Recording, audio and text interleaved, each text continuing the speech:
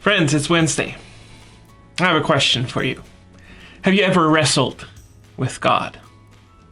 You know, there's so many questions that are not always answered. There's so many things we think about. There's so many things to process in our lives. And sometimes we do wrestle with God.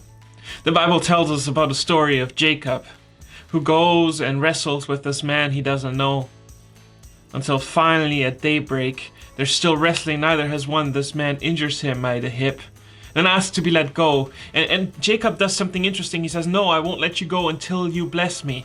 You see, Jacob has noticed that he's wrestling with God, but that doesn't mean that he stopped wrestling. He kept going. And so God gives him a blessing. He gives him a new name. You will no longer be called Jacob, but Israel, because you have struggled with God and with humans and you have overcome. This, of course, is not just a name for Jacob, but then also for the people that come out of this line of Abraham, Israel, the people who have struggled with God. Jacob will have his injury for the rest of his life, a marker of when he wrestled with God. And I think sometimes we see wrestling with God as something negative, as something we should avoid, as something we shouldn't do. But that's not how it's portrayed in this story. Rather, it gives Jacob a new name and a blessing. Friends, sometimes we have things to work out with God, don't we? God welcomes our wrestling and He welcomes our questioning. He welcomes our doubting and He wants to participate in that process of figuring our lives out together. I don't know where you are at today.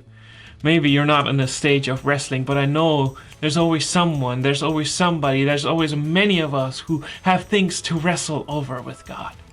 And so I want you to hear this today, that God welcomes this wrestling.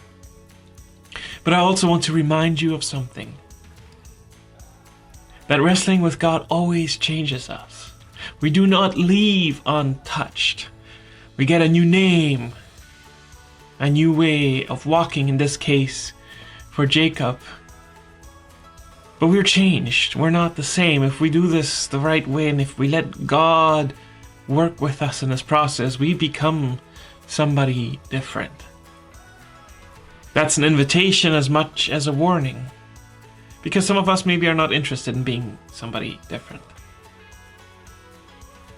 But the invitation, of course, is to become new, to receive something new, to be changed, to be transformed. So that's my invitation for this week, for this Wednesday. Let's wrestle with God when we have to.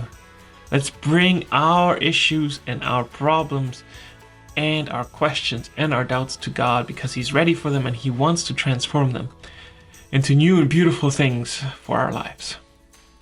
Amen.